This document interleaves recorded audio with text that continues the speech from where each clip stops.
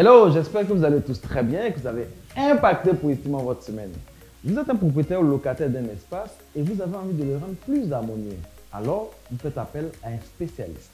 Ça tombe bien, ce mois-ci, notre impactant du mois est Nafi Koné, qui est designer d'intérieur. Hello Nafi, j'espère que tu vas bien. Bonjour Idriss, je vais très bien, merci. Pour toi, c'est quoi le design d'intérieur? Le design d'intérieur, c'est finalement l'art de pouvoir créer et agencer des espaces ou des intérieurs qui soient beaux et fonctionnels. Qu'est-ce qui t'a poussé à entreprendre dans ce domaine? Oh, ça part vraiment à la base d'une passion dévorante que j'ai pour tout ce qui est beau, tout ce qui touche à l'esthétisme et puis également à l'art, à l'histoire de l'art ou de la peinture par exemple. Et du moment où j'ai compris que j'avais un talent pour pouvoir le faire, dès que j'ai eu l'occasion de pouvoir me lancer dedans, j'ai pas hésité une seconde. Tu penses qu'il est nécessaire d'avoir un diplôme pour être designer d'intérieur?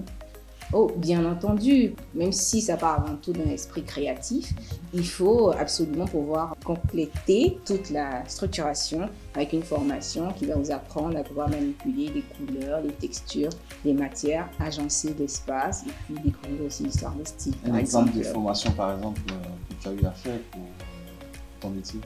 Pour ma part, moi, je me suis tournée vers l'Institut du design d'intérieur de Paris parce que ça offrait une formation complète, voilà, depuis les aspects techniques jusqu'à la gestion de la relation client, la création d'un cabinet et tout.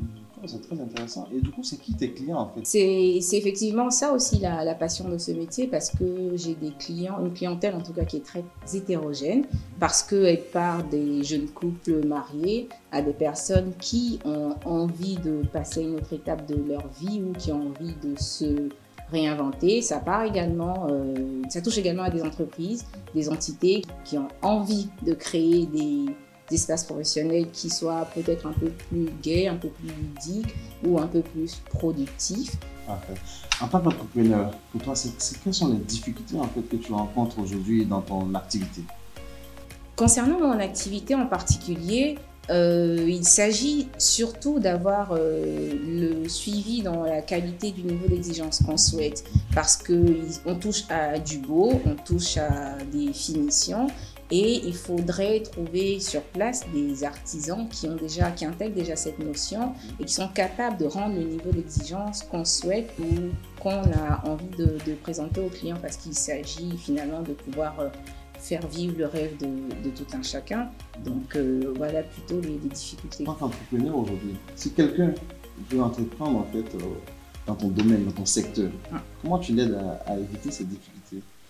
La principale chose va être la préparation parce que quand on part sur un projet, parce que ça fait déjà écho à l'histoire personnelle de la personne, de ce que la personne a envie de faire.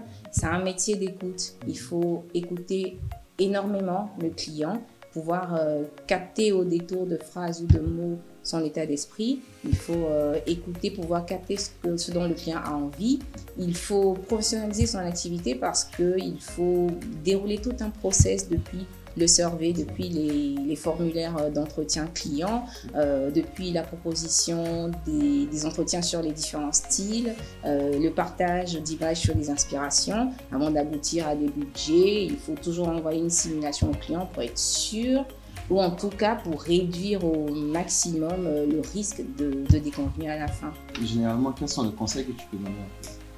Bon, d'accord. Bon, déjà, je ne vais pas dire y croire parce que bon, finalement, y croire, ça ne veut pas dire grand-chose. Hein. Tout le monde y croit. Mais il faut profondément croire en son talent, ses capacités. Il faut profondément croire à l'accomplissement, à l'épanouissement que va pouvoir te donner l'exécution de ce métier d'entrepreneur-là.